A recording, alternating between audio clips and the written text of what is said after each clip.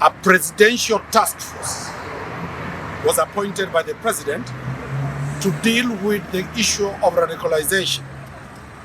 That task force, headed by Dr. Mutava Musimi, Pastor Ezekiel, sent us as his advocates.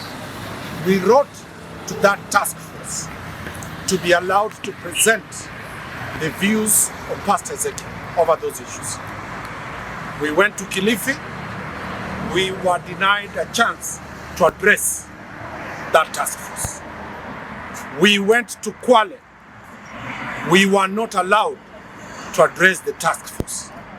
But we invited that task force, headed by Pastor Dr. Mutava Musimi, to come to Mavueni and see for themselves what happens in Pastor Ezekiel's church. They confirmed that they are going to host and get the recommendations of Pastor Ezekiel. A day before they were to come to Pastor Ezekiel's church, they cancelled.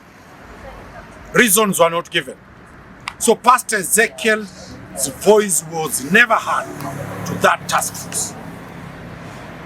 A parliamentary ad hoc committee called the Senate Ad Hoc Committee with the same mandate was appointed by the Senate, and that Senate Ad Hoc Committee, we have always sent emissaries and requests that no government officer has ever visited the church of Pastor Ezekiel.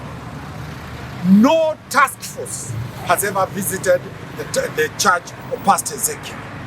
So the Senate Ad Hoc Committee had our prayers and summoned Pastor Ezekiel to come and give his version of the story on Friday at 10 a.m. So Pastor Ezekiel was served with those summons, and they want Pastor Ezekiel to come and give an overview of the following issues. One, his connection to Pastor Mackenzie, which we have always insisted that Pastor Ezekiel has no connection at all to Pastor Mackenzie.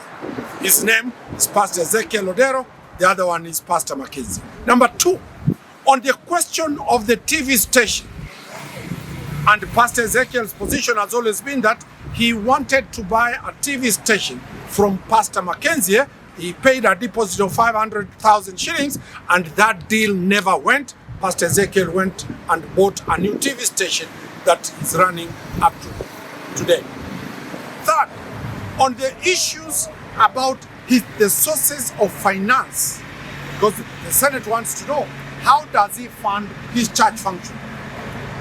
We will be producing evidence that all the money Pastor Ezekiel receives comes from tithes and donations and sadaka from people who are followers of Pastor Ezekiel.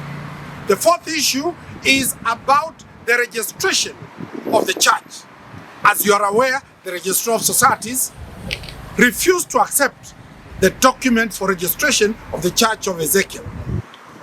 And out of it, maliciously, they served a gazette notice that they have deregistered the church.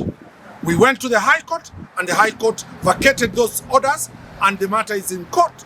So we shall be showing the malice in the Registrar of Societies before the Senate on why that was happening, and very many other issues.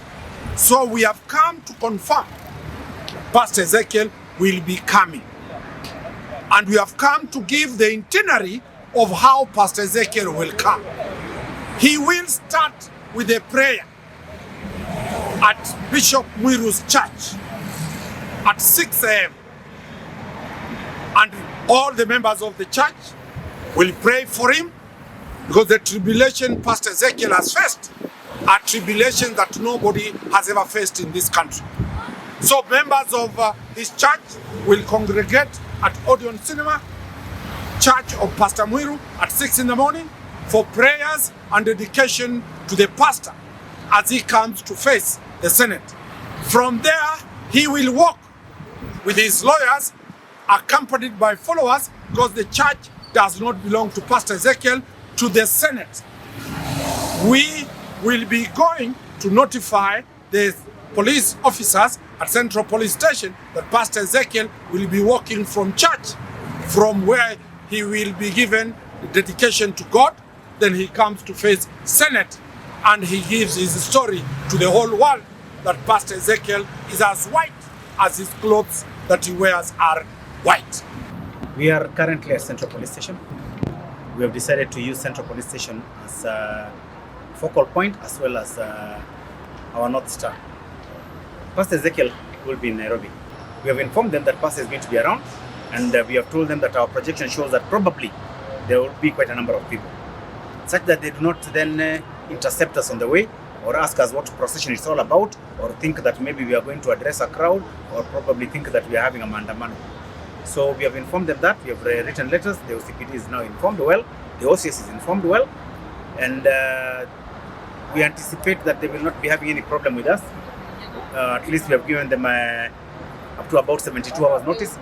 That is sufficient for them. So in case of any security, which is the only thing that we might require from them, we shall then proceed from Maximum Medical Center on foot with Pastor Ezekiel until the premises where the Senate will be holding its session. And we have also prepared with the Senate, informed them that we might have a number of people, or quite a number of people, and they are also prepared. So I tend to think that it shall be seamless from the word go until the process is over.